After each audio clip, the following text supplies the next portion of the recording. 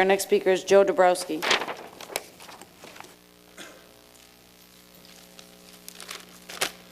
Good evening. A couple things I wanted to touch on. First, probably one of the more important, one of the touchier things is the water.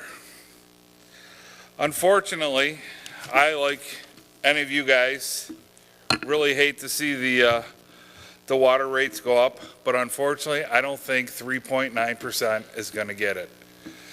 All we're doing is we're going to make this problem worse and worse the longer we let it go.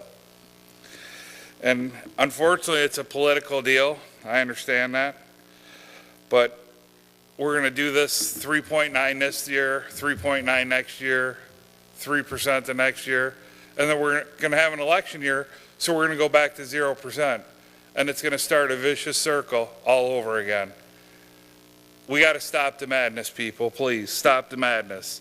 Because eventually we're going to have a catastrophe like they had in Sterling Heights. And then what do?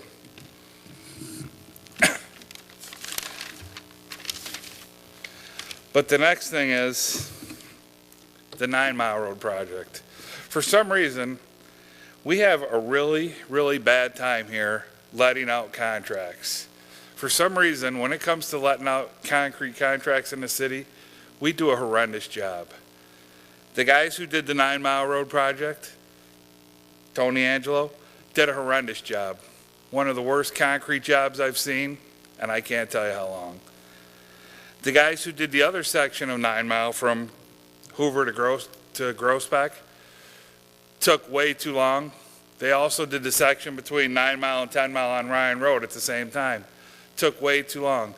And all they do is they keep coming back for change orders, We keep giving them to them. One of these tonight had some astronomical amount for winter protection.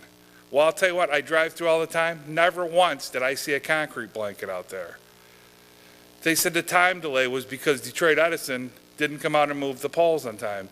I told a bunch of you at the time that it happened that I talked to somebody from Detroit Edison. Detroit Edison said they weren't given the proper notice when it was time to move the poles. And I have to find that to be true because they couldn't even give them the right address to disconnect power on a building that we were waiting to have abated. I had to finally give Edison or DTE the proper address to disconnect the power. So I have to believe that some of the people that are doing the job here in the city are kind of laxing in what they're doing, and that's creating some of the problems. But why it keeps costing us taxpayers more money, you got to start to wonder. We give out more change orders. Sometimes the change orders end up being more than the original contract was for. And I think that's getting to be a little unacceptable. One last thing and I'll wrap it up. When it comes to the new deputy secretary, I think the one thing you all need to keep in mind is we need to make this job non-political. I don't think it should be anybody who's been employed in the city before unless it's somebody who currently works in that office. I don't think it should be anybody who was previously employed in the city or anybody who was politically involved in the city.